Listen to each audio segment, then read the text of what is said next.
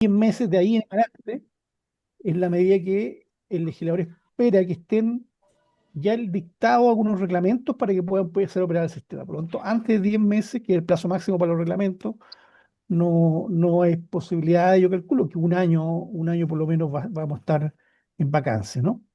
Eh, yo diría que esta es una ley, primero que nada, que comenzó el 2012, es decir, hace una larguísima tramitación, con un debate legislativo muy fluctuante, con algunos problemas de comprensión, de énfasis, eh, y que combina los dos elementos de innovación e historia. En ese sentido es significativo esto y esto tiene consecuencias para la adecuada interpretación, para los conflictos que puedan surgir, tratando de aplicar algunas normas, porque algunas normas se mantienen, ¿sí? Y entonces uno va a poder recurrir a lo que la Suprema ha dicho históricamente sobre algún aspecto, ¿no? Pero hay también innovación, y entonces hay otras cuestiones en cambio en las cuales hay una nueva perspectiva para algunas figuras, y hay figuras novedosas, y por lo tanto en aquellas los presidentes anteriores no van a tener sentido. Hay que, a diferencia de otras normas, hacer una labor más fina de discriminar si estamos en un caso de innovación o de mantención de la historia del sistema. Esta es una ley que en la fase final, sorprendentemente, tuvo una, en el examen de control preventivo en el Tribunal Constitucional tuvo un debate y que para ser muy franco, varios de los que estábamos alrededor siguiendo el tema que habíamos escuchado, teníamos conversado con algunos ministros, que sé yo, del Tribunal Constitucional, no imaginamos, ¿no? Y el Tribunal Constitucional aprobó, pero declaró inconstitucional un inciso que no es significativo, pero generó un debate bien interesante jurídico, que quiero mencionarlo al menos, en dos temas. Uno, en el eh, en la enunciación de las normas que el tribunal tiene que conocer, ¿no? Básicamente el Parlamento le manda y dice, mira, estas normas son de acuerdo constitucional, revísela. Y el TC dice, mire, ese es un dato. Yo voy a ver también que hay alguna otra norma que usted no puso y que también tengo que controlarla. Y algunas de las normas que usted puso no son necesarias que las controle yo. Entonces hay un debate significativo porque me parece a mí que va a tener consecuencias a largo plazo en torno a cómo el TC, el Tribunal Constitucional, considera la competencia de su examen, ¿no? Y la otra cuestión es que el argumento para rechazar una norma, que básicamente lo que decía es que cuando hay periodo de excepción constitucional, estado de excepción constitucional, se suspendían, cerrábamos la cortina, por así decirlo, en materia de adopción, eh, muy agudamente el TC dice, no, al contrario, justamente los tribunales tienen que estar con las puertas abiertas en los estados constitucionales, no son un paréntesis, ¿no? Y entonces el fundamento para negar es bien interesante, me parece a mí también, y nuevamente va a abrir un tema, no solamente los temas de adopción, por supuesto, sino que muchas otras cuestiones, va a ser un fundamento sí, a considerar, ¿no? Este es un cuerpo legal con 77 artículos, un número bastante razonable, no es una cosa agotadora, pero estructurado en 9 artículos, en 9 títulos, que es lo que los abogados llamamos los capítulos, ¿no? Más 8 disposiciones transitorias, ¿no? Eh, que regulan, y este es uno de los déficits, me parece a mí, de esta legislatura, muy pobremente la fase de implementación. Y me parece a mí que hay dos cuestiones que en la última etapa pudieron haberse mejorado, pero no se mejoraron lamentablemente. Una de ellas, que es muy preocupante, es la implementación, ¿no? Esto va a exigir algunas cuestiones significativas por parte de las agencias públicas involucradas, ¿no? Y hay poca directrices. El legislador me parece a mí que entiende poco eh, algunas cosas que hay que hacer para que se produzca lo que el legislador quiere, ¿no? El título tercero, el más extenso, vamos a verlo inmediatamente, y si hay que nombrar una norma que es muy importante, el 76, porque modifica de una manera bastante contundente la ley de tribunal de familia, ¿no? Una decena de disposiciones novedosas, eh, dos artículos del 74 y 74 bis, y luego un nuevo párrafo entero con 8 normas, ¿no? Creando una figura novedosísima que el legislador le llama la etapa de fortalecimiento y revinculación familiar. Yo le digo el primer año del cuidado alternativo, ¿no? Porque regula exactamente, por un plazo máximo de 12 meses, cómo va a tener que hacer ese primer año en cuidado alternativo, eh, Y entonces esa es una reforma muy, muy significativa. Este es el esquema general que ustedes pueden ver. Al final de la presentación solo les va a dejar disponible a todos una versión que yo armé de la ley, por lo tanto no es el texto oficial, ¿no?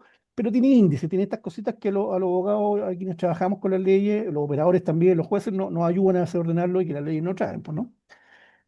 Yo diría que esta ley tiene en materia de naturaleza jurídica dos cuestiones significativas, eh, dos anclas. Una es que construye el vínculo filiativo completo, ¿no? Esa es la primera cuestión. Aquí hay una mantención de esta cuestión histórica que también la tenía la ley del 99, que no tenía todas las legislaciones anteriores.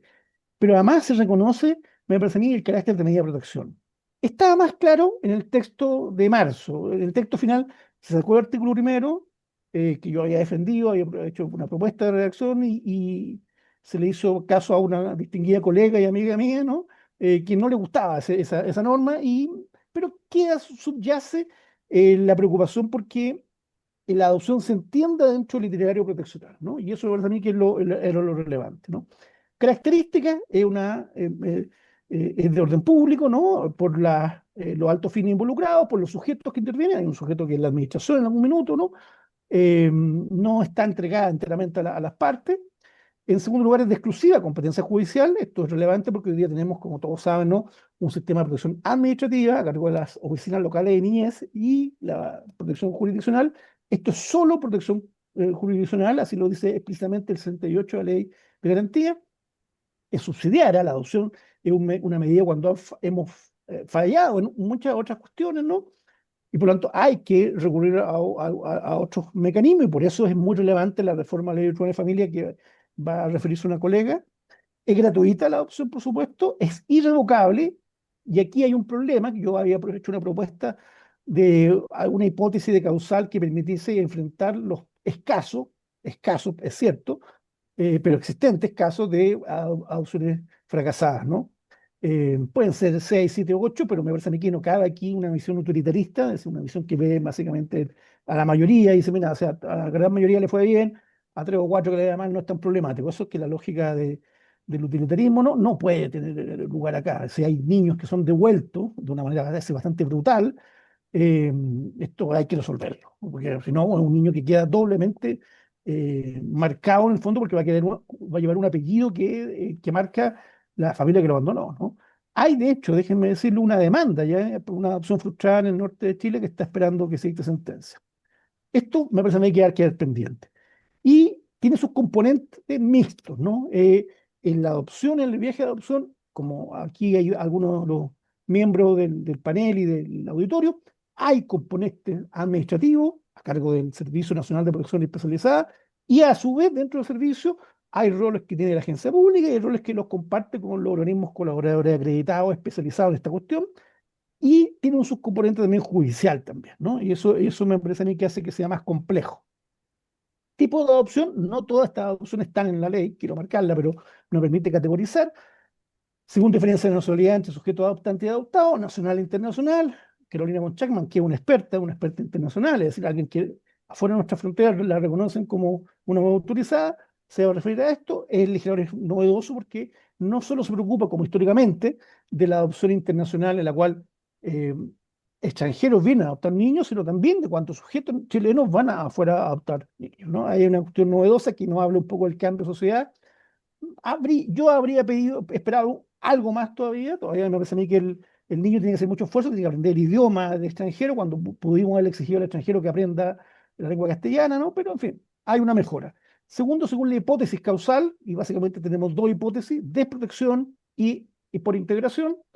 La desprotección cubre varias figuras y me parece a mí que es mayoritaria, pero la de integración o integración familiar es también una hipótesis bien interesante y además no pone en escena el tema de la familia ensamblada, que el legislador comienza a asumir con más claridad.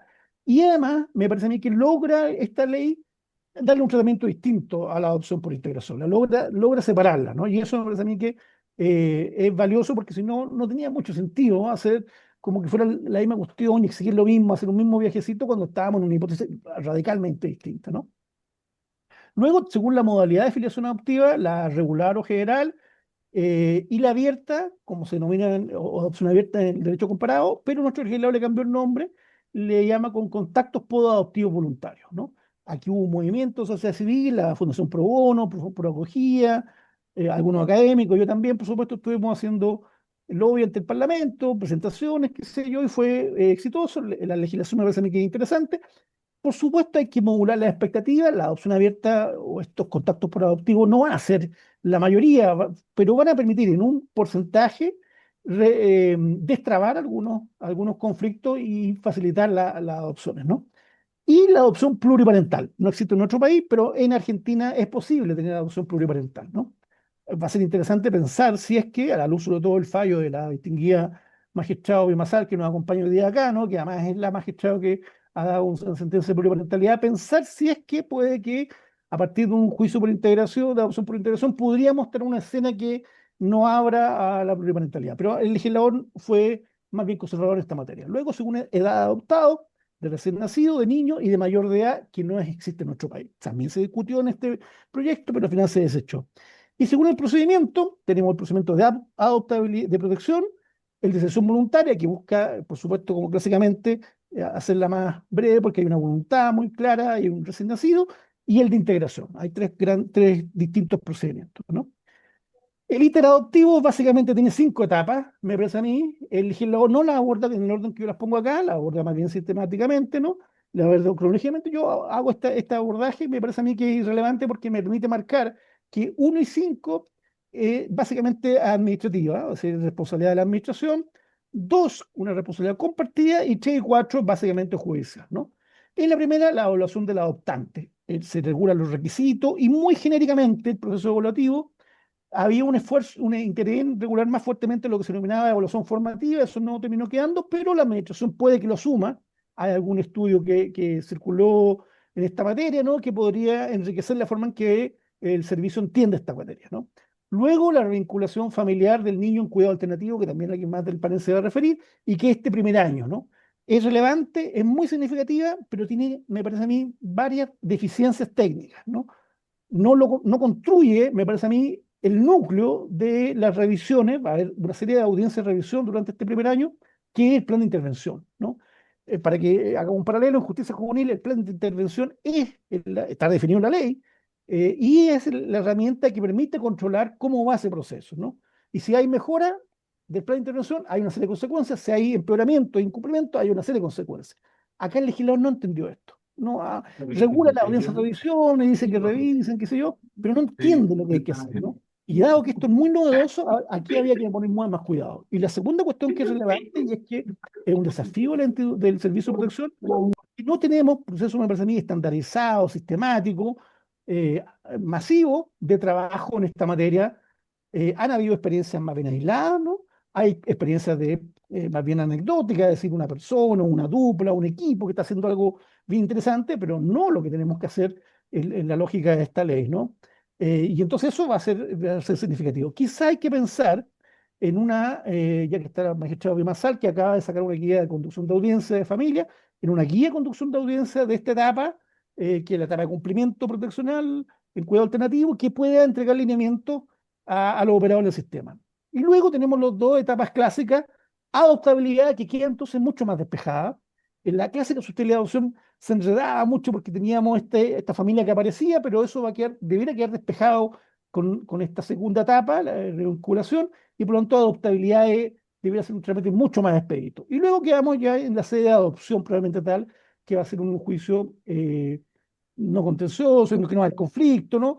Y me parece a mí que ese escenario, en la instrucción de esta segunda etapa, esa deficiencia que tiene, permite pensar en un proceso mucho más ágil. Y luego, finalmente, la cuestión post-adoptiva, ¿no? Que es un esfuerzo interesante. El legislador da algunos lineamientos, pocos para lo que habríamos esperado, pero hay algunos lineamientos con los cuales construir esta última etapa, ¿no?